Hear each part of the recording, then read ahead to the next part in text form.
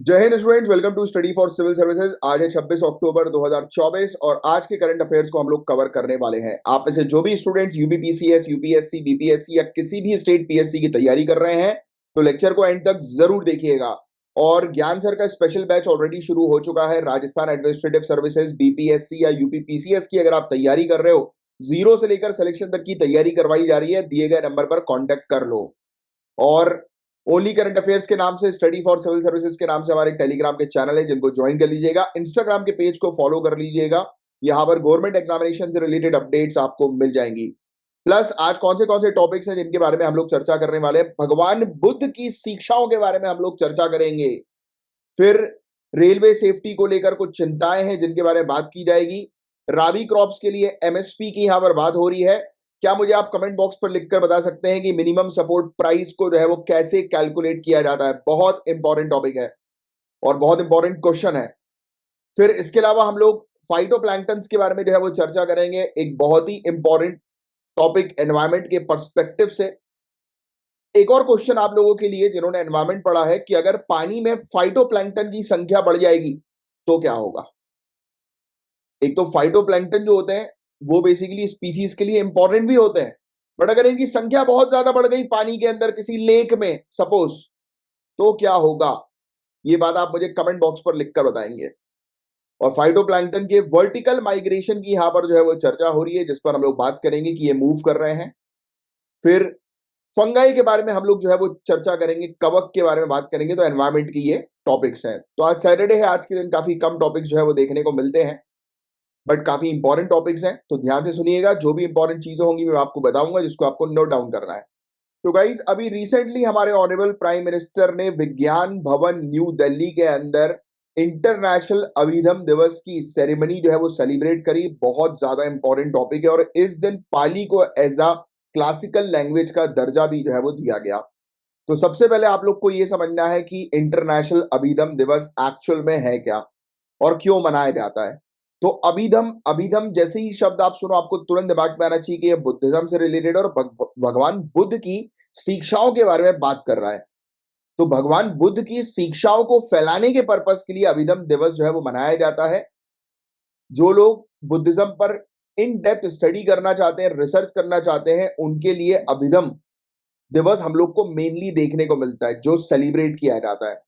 और एक्चुअल में अगर हम बात करें इसकी पाली टेक्स्ट की, तो इसके अकॉर्डिंग बताया ही जाता है कि भगवान बुद्ध जो है उन्होंने सबसे पहली बार अभिधम की जानकारी देने से पहले जो है इस चीज के बारे में बता दिया था कि वो धरती पर फिर से अवतार लेंगे। तो इसीलिए कहा जाता है कि ये जो इंटरनेशनल डे जो है ये भगवान बुद्ध के अभिधम की शिक्षा देने के बाद स्वर्ग से अवतरण के उपलक्ष्य में मनाया जाता है, राइट। और ये बुद्ध की शिक्षाओं की भाषा पाली को मान्यता देने का एक महत्वपूर्ण अवसर भी होता है। अभी लेटेस्ट जो कार्यक्रम हुआ न्यू दिल्ली के अंदर, वहां पर 14 देशों से अकेडमिशियंस आए थे, भिक्षु लोग आए थे, राइट। और इंडियन जो यूनिवर्सिटीज हैं उनमें भी काफी सारे यंग एक्सपर्ट जो है बुद्ध धम्म की फील्ड से, तो उन्होंने भी पार्टिसिपेट किया था। तो आपको सिंपल चीज ये ध्यान में रखनी है कि अभिधम बेसिकली भगवान बुद्ध की टीचिंग है। दूसरी चीज आपको ध्यान में रखनी है कि यहां पर पाली लैंग्वेज को सबसे ज्यादा मान्यता दी जाती है। और अभिधम दिवस की अगर हम बात करें तो भगवान बुद्ध के तब तीसरा स्वर्ग से उत्तर प्रदेश के संकासिया में अवतरण काशी मार्ग है, जिसका प्रतीक स्थल अशोक का हाथी स्तंभ है। तो अशोकन एलिफेंट पिलर भी जो है वो पर्टिकुलर प्लेस है जहां पर भगवान बुद्ध का जो है वो अवतरण हुआ था। नेक्स्ट, पाली ग्रंथ के अनुसार बुद्ध ने पृथ्वी पर लौटने पर अपने शिष्य सारिपुत्र को बताने से पहले अभिधम का उपदेश सबसे पहले दिव्य प्राणियों को दिया था। और ये 33 सेलेस्टियल गॉड्स हम लोग को देखने को मिलते हैं, यानी कि डिवाइन पावर्स आप कह सकते हो। गॉड्स की जगह डिवाइन पावर इज मतलब ज्यादा बेटर वर्ड, राइट। तो उनको जो है वो इन्होंने उपदेश दे दिया था, यानी कि भगवान बुद्ध ने अभिधम की शिक्षा जो है अपने शिष्य को देने से पहले ही जो है वो सेलेस्टियल बीइंग्स को, यानी कि दिव्य प्राणियों को जो है वो ऑलरेडी दे दी थी।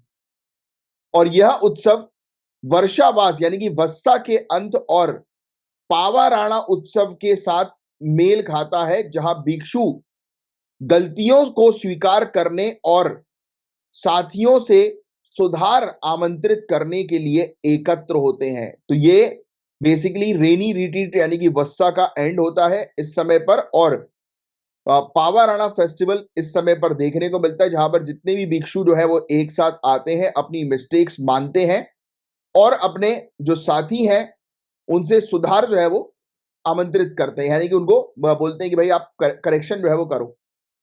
तो ये चीज है। फिर इसके अलावा पाली जो है वो ऑफिशियली रिकॉग्नाइज की जा चुकी है एज अ क्लासिकल लैंग्वेज के तौर पर। इसके अलावा प्राकृत, मराठी, आसामीज और बंगाली भी हम लोग को क्लासिकल लैंग्वेजेस देखने को मिलती हैं। तो ये फैक्ट भी आप थोड़ा सा ध्यान में रखेंगे, काफी इंपॉर्टेंट फैक्ट है, क्योंकि ये चीज आपसे एग्जामिनेशन में पूछी जा सकती है। फिर इसके अलावा भगवान बुद्ध की लेगेसी जो है उसको ट्रिब्यूट जो है वो दिया जाता है, यानी कि उनकी टीचिंग्स को मेनली, राइट, धर्म को और बेहतर तरीके से समझने के लिए ये दिवस हम लोग को देखने को मिलता है, राइट। फिर पाली जो है वो इंडो यूरोपियन लैंग्वेज फैमिली का एक पार्ट है। ये फैक्ट भी आप थोड़ा सा ध्यान में रखेंगे, क्योंकि ये चीज आपसे एग्जामिनेशन प्रीलिम्स में जो है वो पूछी जा सकती है। एंड इनिशियली जो है ये माना जाता था कि मगधी के साथ जो है ये सिनोनिमस, यानी कि मगधी और पाली एक ही तरीके की है, वो बोला जाता था। बट अब ये कहा गया है कि मगधी जो है वो वेस्टर्न इंडिया की प्राकृत हम लोग को जो है वो देखने को मिलती है।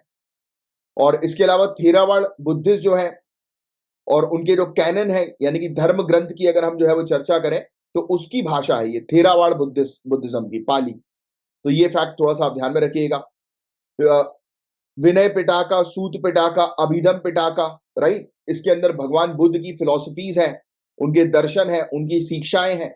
तो इसके बारे में आपको ऑलरेडी पता होगा। भगवान बुद्ध का मैसेज जो है वो यूनिवर्सल है, राइट, सर्वभौमिक है और बहुत ज्यादा इंपॉर्टेंट है वैश्विक सद्भाव के लिए, ग्लोबल हार्मनी के लिए। कंट्रीज को एनकरेज करता है कि कंट्री जो है वो शांति बरकरार रखें। काफी सारी गवर्नमेंट ने डिसाइड, मतलब गवर्नमेंट के डिसीजन जो होते हैं भगवान बुद्ध के प्रिंसिपल के आधार पर जो है वो लिए जाते हैं, यानी कि उनसे इंस्पायर होकर लिए जाते हैं। ह्यूमैनिटी के लिए उनकी जो टीचिंग्स थी, राइट, तो उसको जो है वो ध्यान में रखते हुए गवर्नमेंट कई बार वेरियस डिसीजन जो है वो लेती है, राइट। तो ये फैक्ट आप थोड़ा सा ध्यान में रखिएगा। तो इस पूरे आर्टिकल में हमने क्या चीज समझी, इंटरनेशनल अभिधम दिवस किस लिए मनाया जाता है, भगवान बुद्ध की जो टीचिंग्स है उनको प्रमोट करने के लिए, और जो धम्म नीति पर जो है वो और बेहतर तरीके से वो करना चाहते हैं, स्टडी करना चाहते हैं, तो वो भगवान बुद्ध की अभिधम को जो है वो स्टडी करते हैं, या इस दिवस को उस पर्पस के लिए मनाया जाता है। सेकेंडली पाली, इसके अलावा प्राकृत, मराठी, आसामीज, बंगाली को जो है वो एज अ क्लासिकल लैंग्वेज का दर्जा मिला है। ये फैक्ट ध्यान में रखिएगा। और इसके अलावा पाली लैंग्वेज एक इंडो यूरोपियन लैंग्वेज हम लोग को जो है वो देखने को मिलती है, और ये लैंग्वेज जो है वो थेरावाड़ बुद्धिज्म की लैंग्वेज है। तो ये बस इतने से फैक्ट्स हैं जो आपको थोड़ा सा एग्जामिनेशन के पॉइंट ऑफ व्यू से यहां पर ध्यान में रखना है। That's it.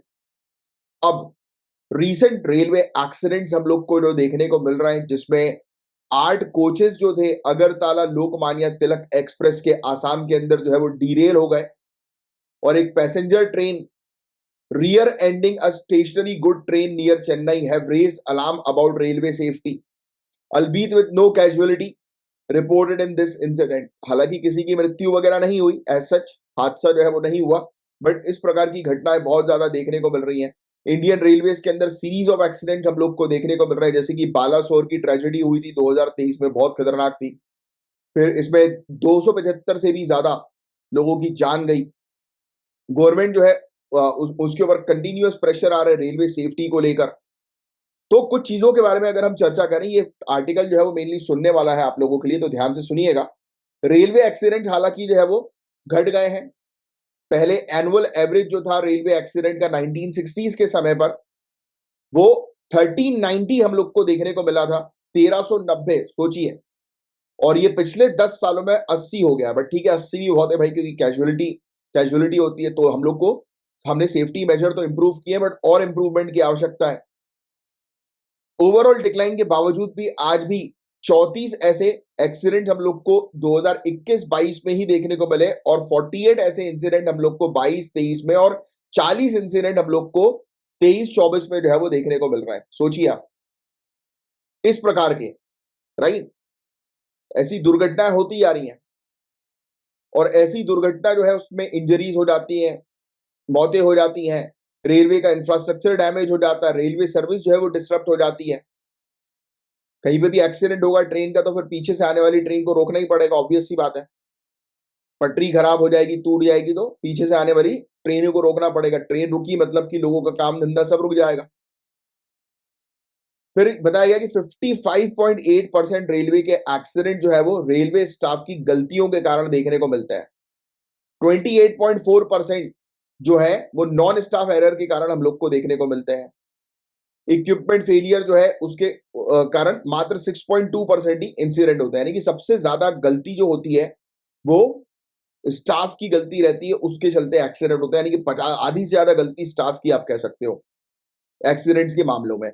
मेजर एक्सीडेंट जैसे कि बालासोर का अगर हम बात करें या कावेरी पेट्टाई का बात करें तो इसमें सिग्नल सिस्टम जो है वो फेल हुआ था, राइट। तो इसमें हम लोग को ध्यान देने की आवश्यकता है। अब देखिए ये वाली चीज जो बताने जा रहा हूं ये नोट डाउन करने वाली चीज है, कवच ऑटोमेटिक ट्रेन प्रोटेक्शन सिस्टम, जिसका मेन ऑब्जेक्टिव यह है कि ट्रेन को टकराने से रोकना।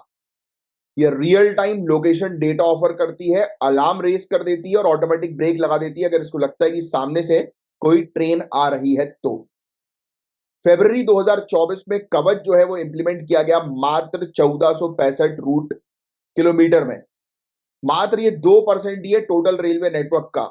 और मिनिस्टर ऑफ रेलवेज ने इंडिकेट किया कि कवच जो है वो डिप्लॉय किया जाए एज अ मिशन मोड के तौर पर बालासोर एक्सीडेंट के बाद।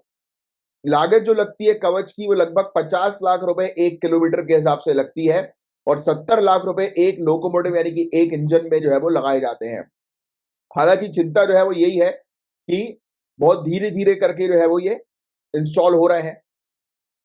फिर ऑपरेटिंग रेशियो की बात करें 2024-25 के अंदर ये 98.2 रुपीस का हम लोग को देखने को मिला और इसमें इंप्रूवमेंट जो है वो हुआ है थोड़ा सा 98.7 रुपीस से, राइट। और डिक्लाइन हुआ है 97.8 में, हमें 2016 में जो है वो देखने को मिला था। तो फाइनेंशियल प्रेशर जो है ये बता रहा है लगातार। हायर ऑपरेटिंग रेशियो का मतलब ये होता है कि कम फंडिंग जो है वो कैपिटल एक्सपेंडिचर में लगाई जा रही है, यानी कि आप कम पैसा जो है वो लगा रहे हो और आप अगर कम पैसा लगाओगे तो ऑब्वियस सी बात है कि ज्यादा काम होगा नहीं। तो बजट बढ़ाने की आवश्यकता है, फंडिंग की सख्त आवश्यकता है। रेलवे के अंदर क्लियरली ये इंडिकेशन दिया गया ऑपरेटिंग रेशियो को समझाकर, राइट। और ये बताया गया है कि सरकार के ऊपर जो है वो काफी प्रेशर है ऑलरेडी।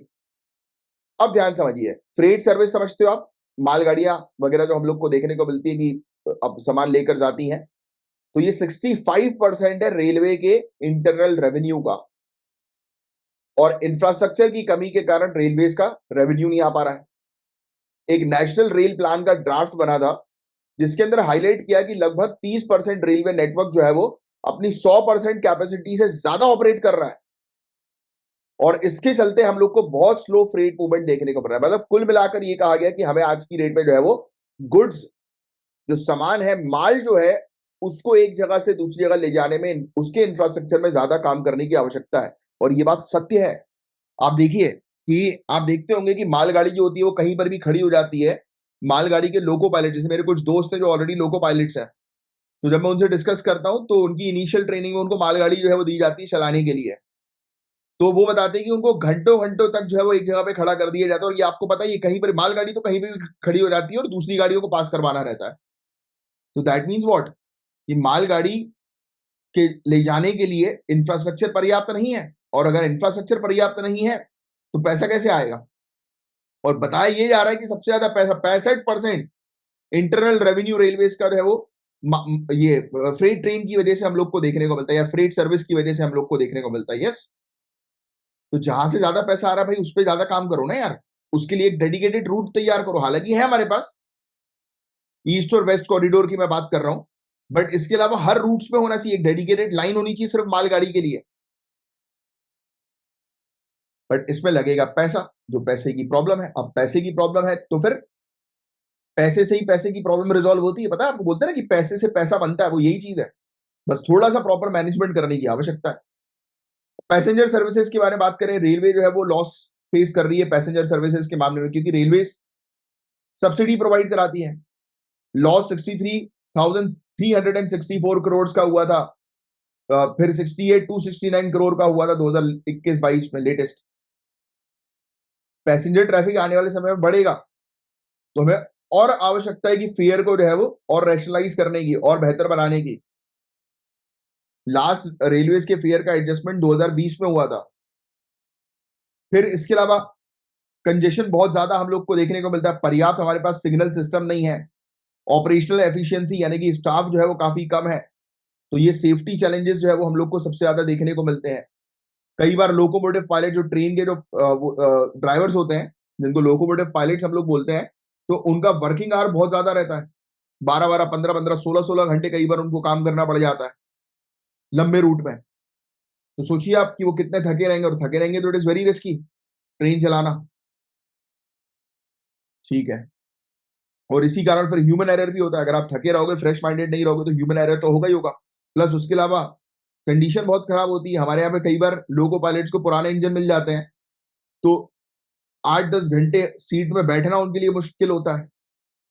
सीट इतनी गंदी होती है, गंदी मतलब दर्द दे जाए, पूरे नीचे वाला पार्ट ही सुन हो जाए, वो वाली कहानी रहती है। और होता है, ये बोलते ही सभी लोग कंप्लेन करते हैं। मैक्सिमम मैंने जितने भी लोको पायलट फ्रेंड से बात करी है, दे से दिस, यार बैठने की प्रॉपर व्यवस्था नहीं है ट्रेन के अंदर। तो बैठ जाओ अगर, तो नीचे का एरिया पूरा सुन हो जाता है, मतलब पैर सुन हो गए पूरे, दर्द दे रहे हैं, पीठ दुख रही है। तो सोचिए, एसी नहीं है, हीटर्स नहीं है, रात में कीड़े मकोड़े अंदर घुस जाते हैं लोकोमोटिव में, बहुत सारी इश्यूज हैं। रेलवे जो है वो मेंटेनेंस, इंफ्रास्ट्रक्चर के मेंटेनेंस की प्रॉब्लम फेस कर रही है। ये सब याद रखने की वैसे आवश्यकता नहीं है, बेसिक पॉइंट्स है। रिकमेंडेशन यही है भाई, सेफ्टी पर जो है वो काम करो, और सेफ्टी पर काम तभी होगा जब पैसा लगाया जाएगा। कवच को जो है वो इंस्टॉल करो। कवच बहुत इंपॉर्टेंट वो है आज की डेट में। ये देखो, मैंने आपको बताया ना, डीएफसी, डेडिकेटेड फ्रेट कॉरिडोर्स। ठीक है।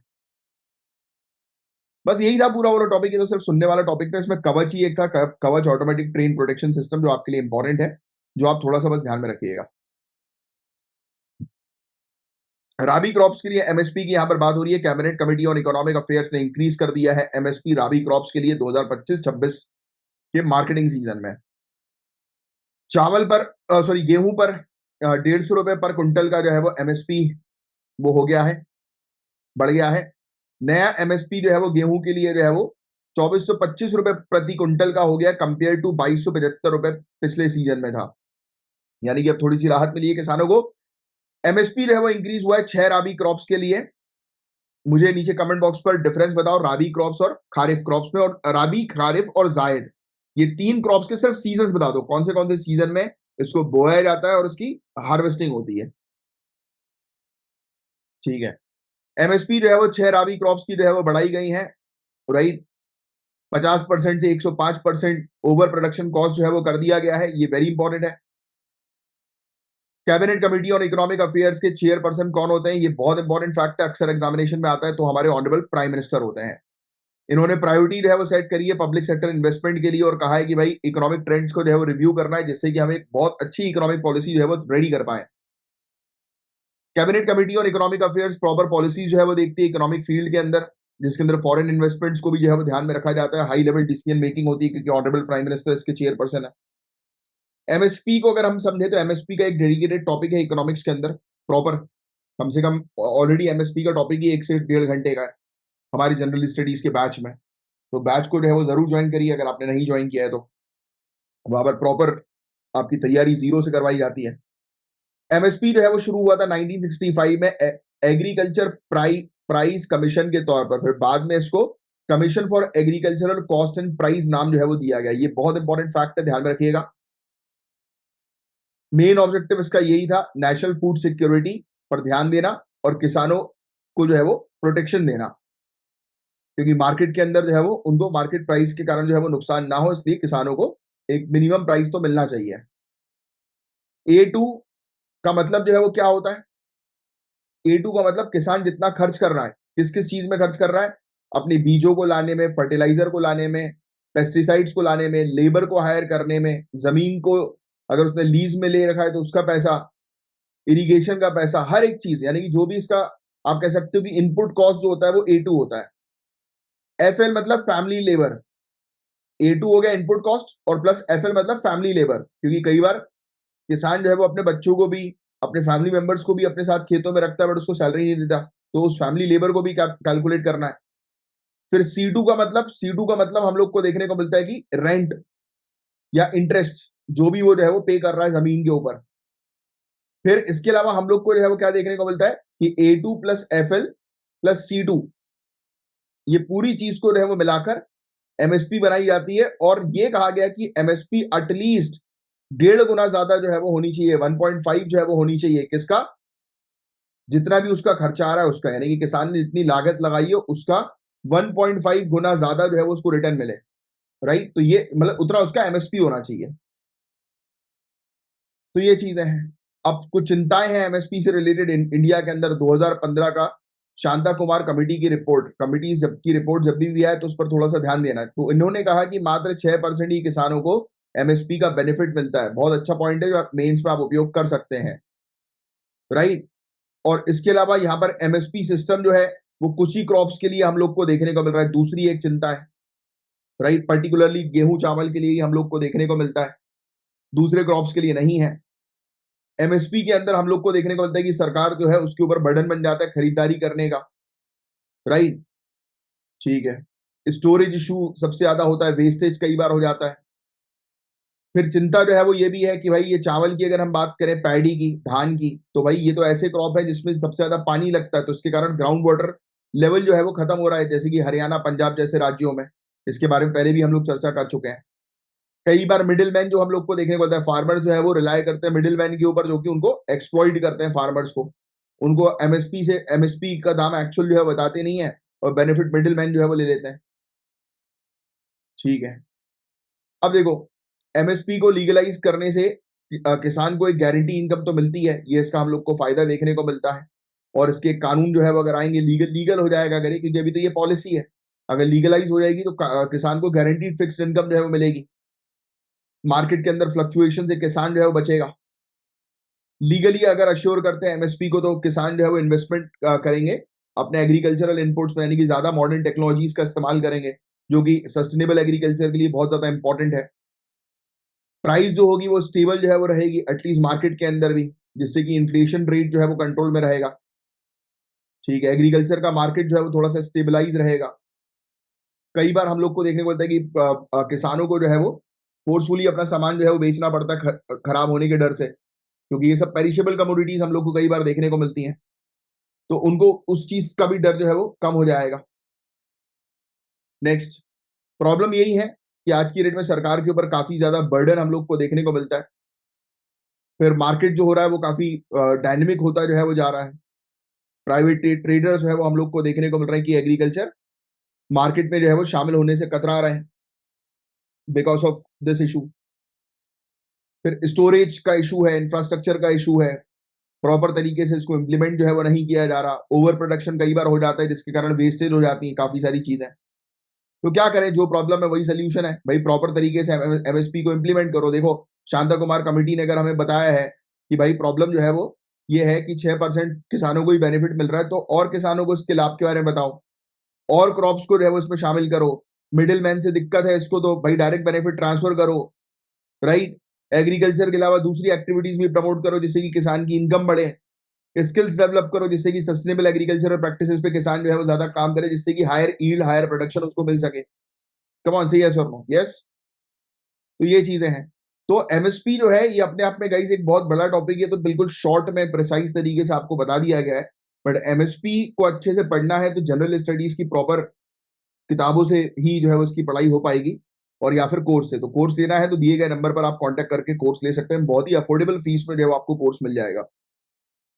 मुझे कमेंट बॉक्स में लिखकर बताओ कि cabinet committee on economic affairs जो है उसके चेयरपर्सन कौन है। नेक्स्ट, अब फाइटोप्लैंक्टन्स। फाइटोप्लैंक्टन्स क्या होता है, सिंपल शब्दों में आपको समझाऊं। आप कभी लेक के पास गए होगे, झील के पास, है ना, घूमने के पर्पस के लिए बचपन में। अभी नहीं आना है भाई, अभी आपको कोई घूमना उमना नहीं है, कोई लेक नहीं, कोई कुछ नहीं। अभी सिर्फ पैक हो जाओ 1 से 1.5 साल तक अपने रूम के अंदर, करियर बना लो। फिर उसके बाद तो जिंदगी भर घूमते रहना है। फिर उसके बाद तो आपको निरीक्षण निरीक्षण का काम होगा आपका, जाकर आप देखोगे कि अच्छा अरे लेक में फाइटोप्लैंक्टन है, निकालो इसको, साफ सफाई करवाओ भैया। फाइटोप्लैंक्टन मतलब ये हरी कलर की जो काफी सारे प्लांट्स हम लोग को पानी के ऊपर बिखरे हुए नजर आते हैं।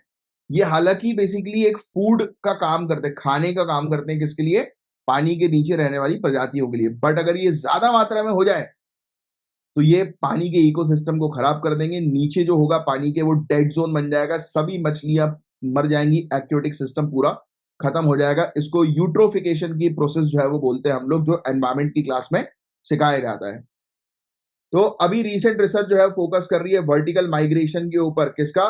बायोल्यूमिनेसेंट फाइटोप्लैंक्टन की प्रजाति का, राइट। इसके अलावा पायरोसिस्टिस और नॉक्टिलूका, इन प्रजातियों का बताया जा रहा है कि इनका साइज जो है वो बढ़ रहा है, क्योंकि ओशियन के सरफेस की तरफ। फिर इसके अलावा ये प्रजाति जो है ये एक्सपेंड कर सकती है अपने साइज को, ओरिजिनल साइज से 6 गुना ज्यादा बढ़ा सकती है अपने आप को। देख लो भैया, ये पूरी प्रजाति का नाम थोड़ा सा जो है वो ध्यान में रख लेना।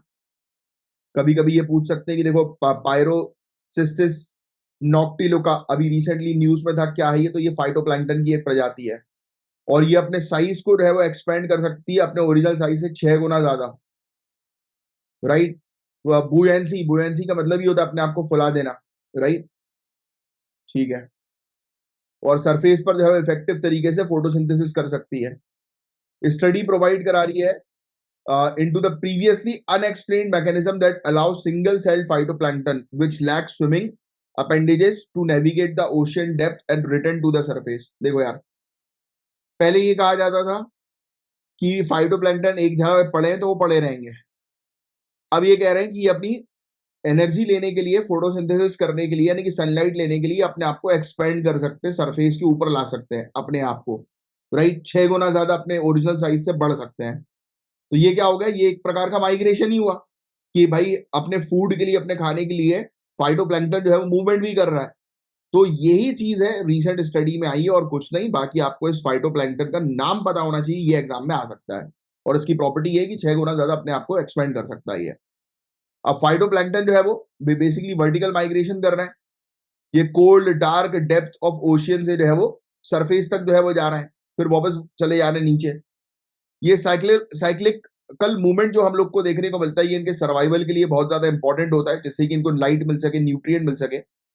और फाइटोप्लैंक्टन जनरली 5 से 10% जो है वो सी वाटर से जो है वो डेंस होते हैं, और ये बेसिकली उनकी पोजीशन जो होती है सरफेस पर, वो फिर वो बन नहीं पाती है, ये थोड़े से नीचे रहते हैं।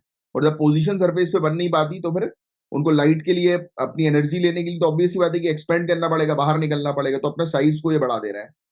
तो रिसर्च जो है ये बता रही है कि ये जो नॉक्टिलूका के जो सेल्स हैं, ये बेसिकली सबमरीन्स के तौर पर फंक्शन करते हैं कि जब भी इनको जरूरत पड़ती है तो ये ऊपर आ जाते हैं। इन्फ्लेशन मैकेनिज्म, यानी कि फूलने वाला जो इनके अंदर मैकेनिज्म हम लोग को देखने को मिलता है, तो वो बताया जा रहा है। बस, बाकी और कुछ नहीं है इसके अंदर। फाइटोप्लैंक्टन के बारे में यहाँ पर बात की जा रही है। ये बेसिकली प्लैंक्टन जो होते हैं, ये माइक्रोस्कोपिक ऑर्गेनिजम्स होते हैं, मरीन इकोसिस्टम के लिए बहुत ज्यादा इंपॉर्टेंट होते हैं।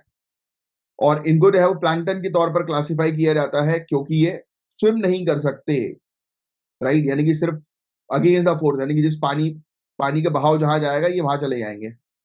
अलग अलग प्रकार के फाइटोप्लैंक्टन होते हैं, जैसे कि ये प्लांट लाइक ऑर्गेनिजम्स होते हैं जो फोटोसिंथेसिस करते हैं, ऑक्सीजन प्रोड्यूस करते हैं, कार्बन डाइऑक्साइड एब्जॉर्ब करते हैं। फिर एक जू प्लैंक्टन हम लोग को देखने को मिलता है, ये एनिमल लाइक ऑर्गेनिज्म होते हैं, जो कि वीक स्विमर होते हैं, जैसे कि जेली फिश, राइट।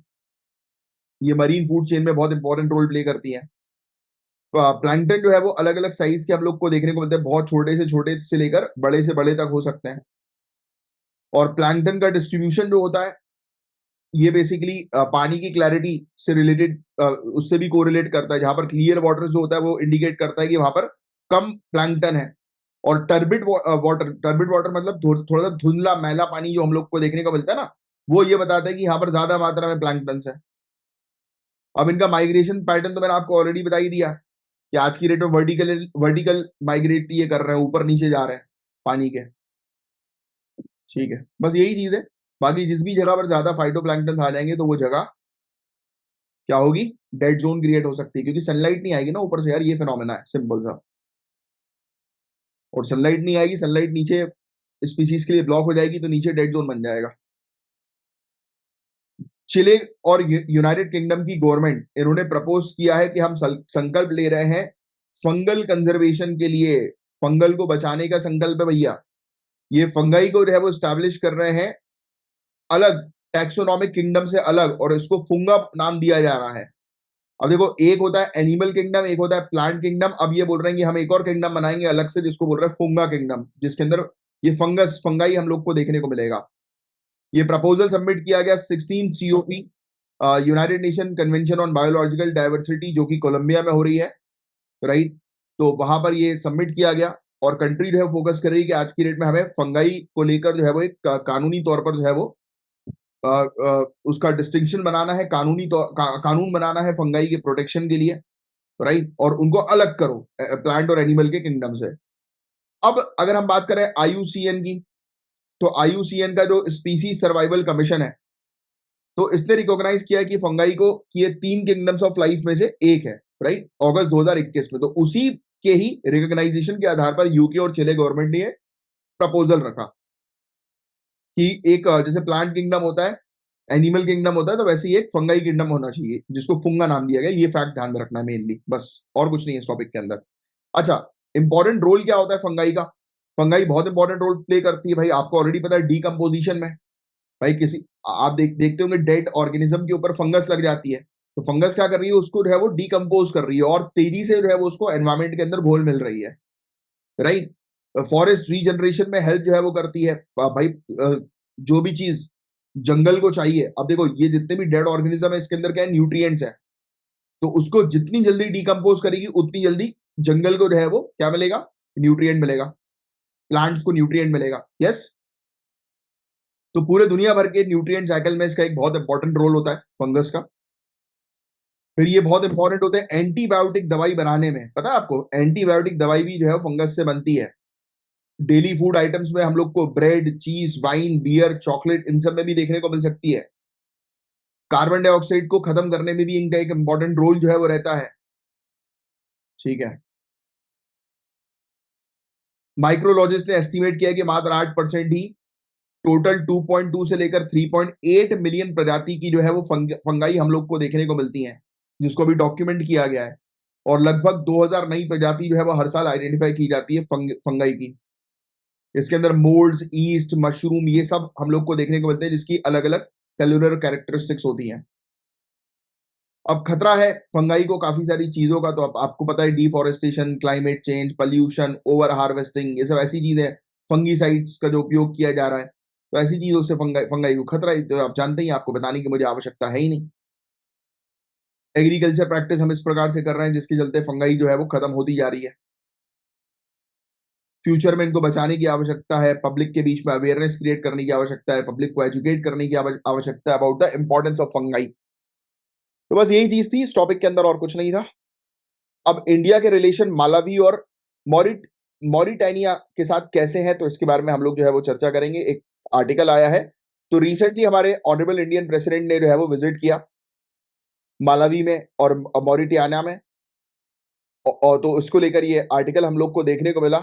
और इंडिया जो है वो 4th लार्जेस्ट ट्रेड पार्टनर है मालावी की, और बायलेटरल ट्रेड जो है हमारा मालावी के साथ 256.41 मिलियन US डॉलर जो है वो हुआ है 2021-22 में, ठीक है। इंडिया ने जो है वो मॉरिटानिया की कैपिटल नोवा कोच में अपना मिशन जो है वो शुरू किया। मिशन मतलब ये कोई मिशन की बात नहीं हो रही, ये बेसिकली वो रहता है डिप्लोमेटिक मिशन, कि हमारे जो डिप्लोमेट्स हैं, यानी कि हमारे इंडियन फॉरेन सर्विसेज के ऑफिसर्स जो हैं, वो वहां पर जाकर कंटिन्यूअस विजिट करेंगे, और एम्बेसीज वगैरह जो है वो ओपन होगी, या कंसुलेट जिसको आप बोलते हो।